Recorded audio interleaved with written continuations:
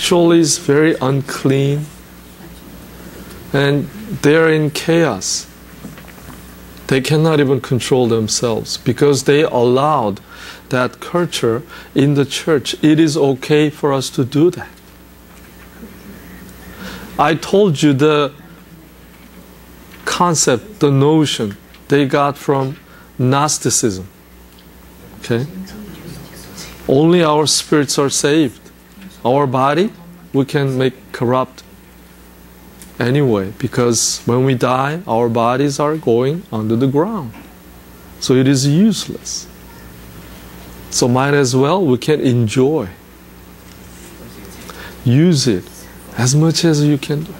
That's the wrong ideas, wrong concept seeped into the church. So they were almost out of control. So Paul urged to write a letter to them. Okay, this is the answer, not exactly from the Lord, but in His mercy, I have a wisdom that I can share with you. So if you do get married, it is not a sin. And if a young woman gets married, it is not a sin. However, those who get married at this time will have troubles. Okay? Notice these troubles. And I'm trying to spare you those problems. He already mentioned in previous verses, when you marry to a non-Christians, you will have trouble. You must expect that. Number one, different spirits. You cannot communicate. You cannot even talk about the Bible. That trouble, you are going to face it. Number two, that's the spiritual things. And physically, look at the culture, today's culture. What is normal to them is not abnormal to Christians. Okay?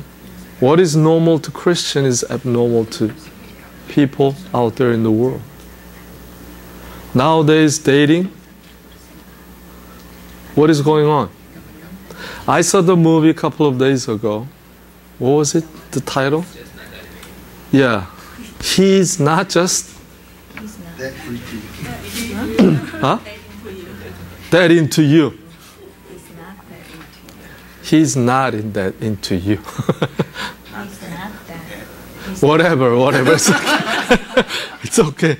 That's not the important things, but the contents. It shows what is going on in today's world in terms of relationship between man and woman. They are looking for right woman and right man for their selves. On the first date, they just hold their hands together. Second date, maybe kiss. Third day, the bed.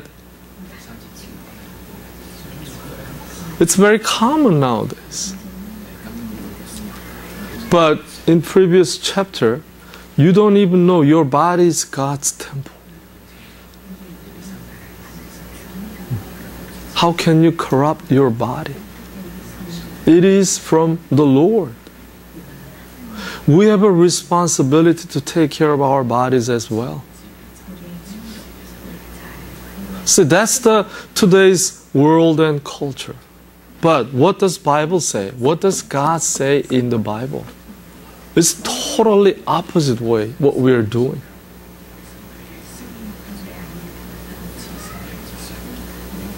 Theocentrism is God rules, God reigns.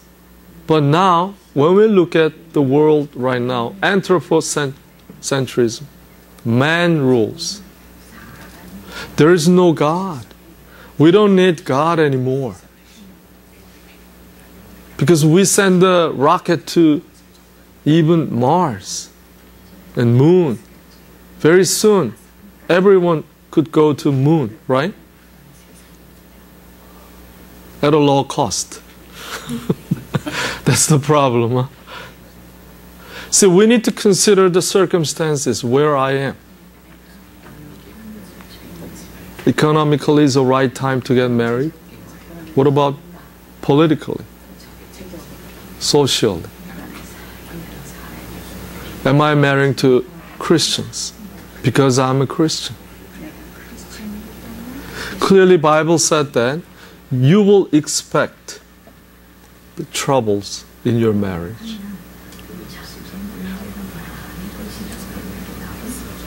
That's why Paul says either remain, when you get married, you must not leave from your partners.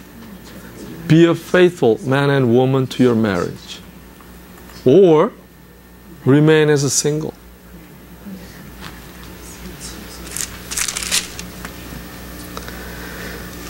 Yeah, the first question they asked in verse 1.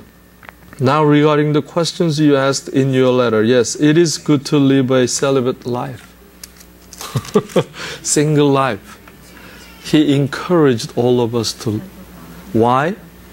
He's going to explain the reason here. Okay? Yeah, verse 29. But let me say this, dear brothers and sisters. The time that remains is very short. So from now on, those with wives should not focus only on their marriage. Those who weep or who rejoice or who buy things should not be absorbed by their weeping or their joy or their possessions. Those who use the things of the world should not become attached to them. For this world, as we know, it will soon pass away. In other words, when you marry, it is hard for you and I to focus on the Lord. That's what it's telling you. Your interests are divided. So we need to consider whether I need to face the responsibility for the marriage. Because of the marriage,